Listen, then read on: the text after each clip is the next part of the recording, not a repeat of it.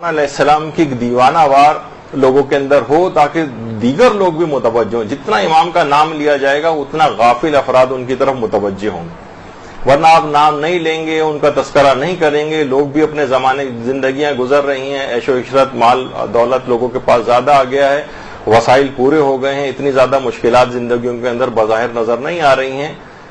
تو امام زمانہ کی ایک لحاظ سے لگتا ایسا ہے کہ ضرورت نہیں ہے کوئی, ان کے بغیر بھی گزارا ہو رہا ہے معاذ اللہ. تو البتہ ایک جو بات اب بتانے جا رہا ہوں اس کا میرے پاس کوئی معتبر حوالہ تو نہیں,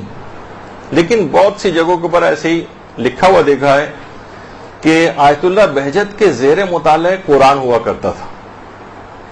جس کے حاشیے کے اوپر یہ انہوں نے اپنے ہاتھ سے ایک چیز لکھی تھی کہ ایک عمل ہے کہ جو کہ فجر کاذب اور فجر صادق, یعنی سمجھیں کہ وہ 5-7 منٹ کا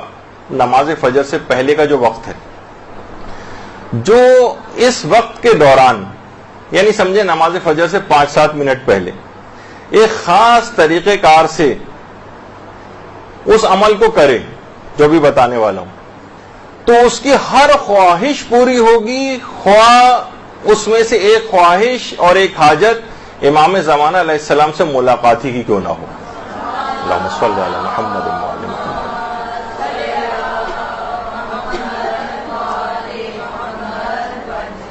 آیت اللہ بہجت نے اپنے ہاتھ سے قرآن کے حاشیے پہ وہ عمل لکھا ہوا تھا یاد دہانی کے لیے, اور وہ یہ تھا کہ 14 مرتبہ درود پڑھا جائے, اس کے بعد 40 مرتبہ یا صاحب الزمان ادرکنی یہ کہا جائے, اور پھر 14 مرتبہ درود پڑھا جائے,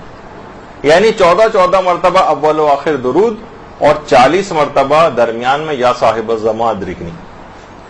اس کی ہر خواہش پوری ہوگی, جن میں سے ایک خواہش اگر وہ یہ بھی کرے کہ میری امام زمانہ علیہ السلام سے ملاقات ہو جائے تو یہ خواہش بھی اس کی پوری ہو جائے گی.